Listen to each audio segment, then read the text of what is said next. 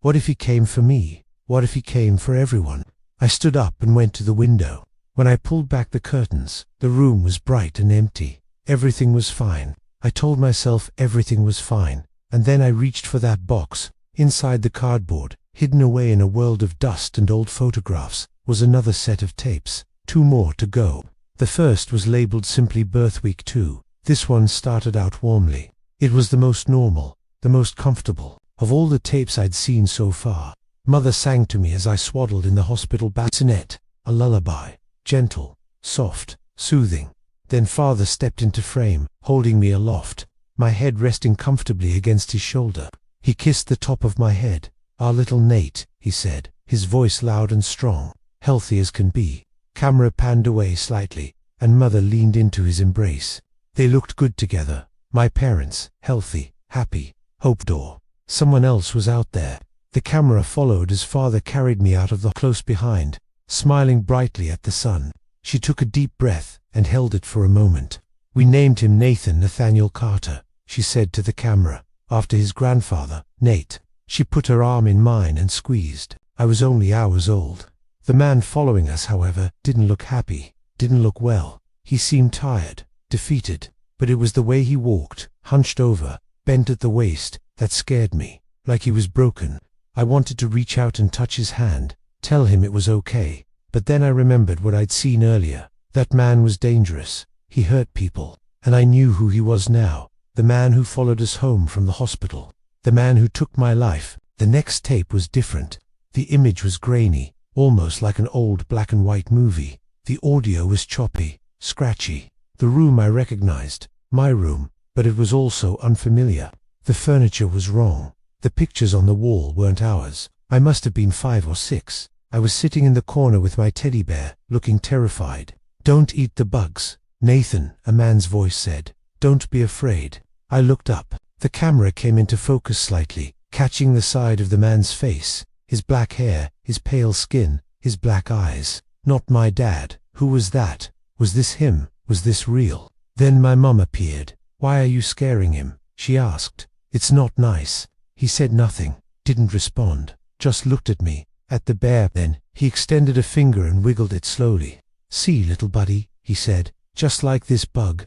I screamed. He dipped his finger lower, almost touching me. "Leave me alone," I cried. "Make him go away." I pleaded with my mum, but she looked confused, so I screamed louder. But the man was getting closer. "Don't come any closer," I shouted.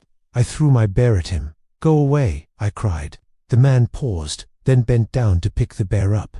"Look," he said, holding the bear over me. "It wants to say hello." He poked me in the chest with the stuffed animal. "Say hello, Mr. Bug-Eater." I kicked at him. "I hate you," I cried. Then he smiled, a terrible grin that showed off teeth too sharp, too long. "Good," he said, and he ate my teddy bear. And finally, the last tape, the final piece of the puzzle, the last of my childhood. The title read simply Birthday. I hit play and braced myself. The room was cluttered with toys, too many toys.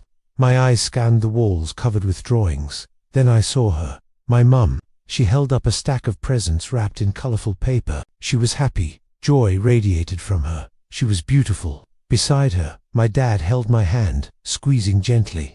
"Ready?" he asked. "For what?" I asked, looking toward the camera. He smiled and winked. "To open your gifts," he said. "To celebrate."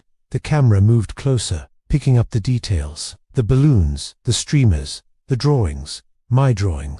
It was stuck to the fridge, right in front of the camera. I traced a picture of a stick-figure family. Mine, me, Mom, Dad, and a fourth person. A mystery. I colored the mysterious figure brown. "Who's that?" my dad asked. I said, looking from the drawing to the camera. "Another bug-eater, I guess." I thought about what I had seen in the previous tapes. What did they mean? Why was that man always there? Why did he scare me? Why did he try to hurt me? The tape flickered and went static. I rewound it and watched it again. The static returned. So I pressed play again and waited. Static. I rewound, hit play. The screen was full of static. And when it cleared, there he was, the man in the brown suit. His face loomed large, close enough to reach out and touch. His lips curled into a wide smile and he spoke, but his words were lost in the din. Then he leaned forward, close enough now. I could see the flecks in his eyes, see the spittle fly from his mouth, and he licked his lips and said, "Happy birthday, Nate." I stood there as the video finished, my hand frozen over the power button. I was numb. Nothing else mattered anymore. All those years, all those questions, now I had answers. I was never Nate. I wasn't born into that family. I was taken, stolen, kidnapped, abducted. Why? Why me? I wanted to scream, wanted to shatter the window, to crawl under the bed, anywhere to escape. Escape what? From who? I couldn't tell you. The truth is, I still don't know. But I know one thing. That man didn't kill my biological father. He killed the man who adopted me, who raised me, who loved me. And I think that sometimes, in some ways, he might have been right. My life with Mark was perfect, or so I believed. We lived in a small, cozy apartment, the kind with big windows that let the morning sun pour in. We had a cat, a lazy orange tabby named Leo. Our days were simple and filled with laughter. We would cook dinner together, our hands often brushing as we reached for the same spices. We would watch old movies on the couch, my head resting on his shoulder. He was everything I ever wanted. He was kind, funny, and handsome.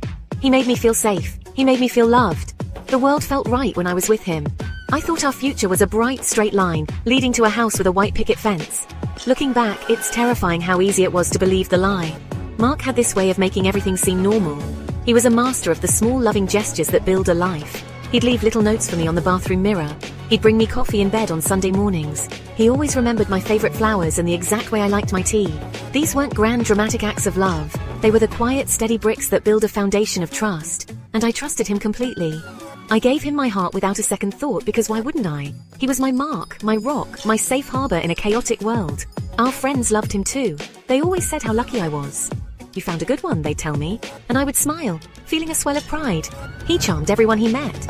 At parties, he was the center of attention, telling jokes and making everyone feel included. He remembered details about people's lives, asking about their jobs or their families with genuine interest. He was the perfect boyfriend, the perfect partner, the man everyone dreamed of. This image of him was so strong, so complete, that it blinded me to the darkness that was hiding just beneath the surface, waiting for the right moment to emerge. That's the most chilling part of this whole story. The monster wasn't a stranger hiding in the shadows. The monster was sleeping next to me every night. He was the one who kissed me good morning and whispered "I love you" before I fell asleep.